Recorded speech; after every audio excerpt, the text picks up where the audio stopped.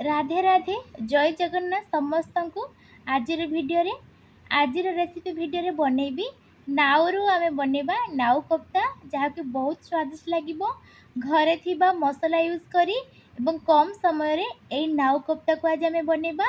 Now को पसंद करनथिले ना एई वीडियोटी निश्चय देखिले आपण माने नाउ को सप्ताह रे 2 थर बनैबे।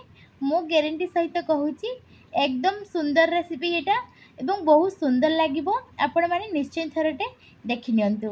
एठी मु गोटिए लाउ को नेइची ओजन रे प्राय 500 ग्राम रे पाखापाखि हबो। तो ताकू भल से धोई नेइची एवं तार चुप्पा छड़े नउची।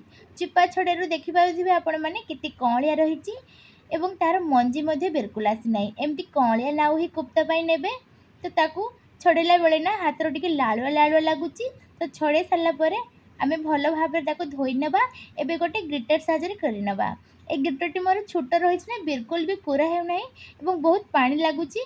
तो आपण माने अलगा किछि ग्रेटर थिले आपण पाखरे आपण माने कोरि नेबे। एथिरे बिल्कुल भी कोरबेनी। तो जेहेतु से ग्रेटर रे कोरि हलाय ना तो मु ए नाउ को खंड खंड करी काटी नेछि एवं ग्राइंड कर नेछि।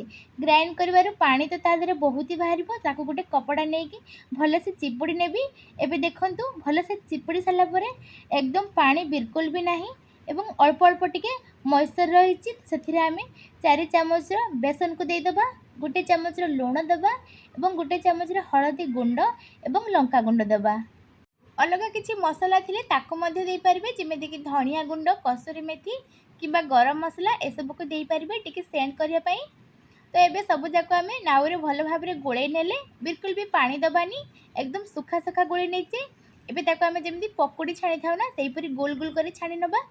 कढ़ाई अल्प किसी देइछि मु रिफाइन ऑयल, से रिफाइन ऑयल गरम हेले ताको अल्प कि छाणी नबा। जदि आपण माने सब्जी बनेबेनी ना तो यही पकोड़ी बने की भी खाई पारि बहुत टेस्ट लागिबो। थरे एमती निश्चय ट्राई करिवे। तो एबे 2 मिनट पर आम ताको ओलेटी नबा। लाल कलर हे गलानी। लाल कलर हे आसला पर देखतो केते सुंदर देखा जाउची पकोड़ी हमर।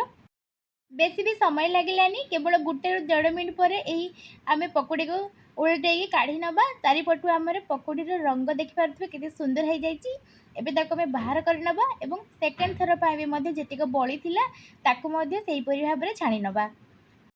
केही केही ना ए लाउ तरकारी बिल्कुल भी बनै न थांती। लाउ तरकारी पानी चे लगी थाए तो समस्तंकर भावना से बनै न थांती।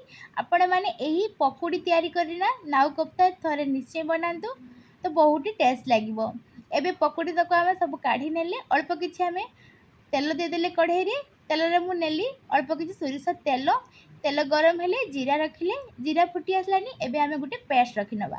पेस्ट रे मु देइछि पियाज को देइछि, अदा रसुण जुटा कंचा लंका एवं अल्प किछि धनिया पत्र ताको सब जाक मिसेकी ग्राइंड कर नेइछि। एबे ताको तेल रे रखि नेले ना जेतिके तेल आमे देइथिले ए पेस्ट रखले परे तेल एकदम सुखी गला। तो किछि समय तार कलर हल्का चेंज होबा जाए आमे सेथिरे दबा किछि लंका गुंड एवं अल्प किछि हळदी गुंड। मसला को गोड़े नेले तार कलर चेंज हो गले सेथिरे आमे गोटे चामच आमे दही को पेस्ट कर नेइचे ताको आमे दे देबा। दही एटी ऑप्शनल अछि, आपण माने चाहिले पसंद करूथिले ताको देबे नहने लाई। दही भी बेसी मु नेइ नै गोटे चामच रे केवल दही नेइची। एबे अल्प किछि आमे पानी दे देले सेही मसला पानी। एबे 1-1.5 मिनिट पई ताको आमे फुटीबा को रखिबा। जो पानी आमे देले तार से पानी फुट आसलानी। एबे गोटे चामच रे आमे लूण दे देबा। तो लूण स्वाद अनुसार दे देबा। एबे ताको भल से गुळे नबा। जेतिकी पानी देले सेही पानी आमे सुखिला पर्यंत अपेक्षा करिबा। एबे से पानी सुखी हलानी एवं मसला मध्ये गाढ़ हलानी। तो आउ बेस समय कढ़ाई रे न रखिना सेतिरे आमे पानी दे देबा। ए पानी देले जेतिको आमे तरकारी रे कंसिस्टेंसी रखिबा पानी रो सेतिकी पानी एकदम देई देले एबे ताको भल भाबरे गुळे नेबा। तरकारी रे फुट आसले ना सेतिरे आमे गुटे चामच रो दे देबा कसूरी मेथी किबा ता बदल रे धनिया गुंडी थिले किबा गरम मसला थिले जहा थिले ताको दे परिबा। एबे किछ समय ताको आमे छाड़ी नबा जेमिति भल भाबरे फुट आसीबा जाए। एबे देखि पारिथिबे तरकारी रे भल भाबरे फुट आसलानी। तेल मध्य ऊपर को रिलीज हलानी। तो आमे रखिथिया पकोड़ी सब को सेही तरकारी रे दे देबा। जेतिके आमे पानी देइचे ना कंसिस्टेंसी रहिछि तो पकोड़ी देला पर अल्प किछि पानी मध्य ऑब्जर्व हे जिवो। जेतिके हमर रहिवा कथा तरकारी सेतिके ही रहिबो।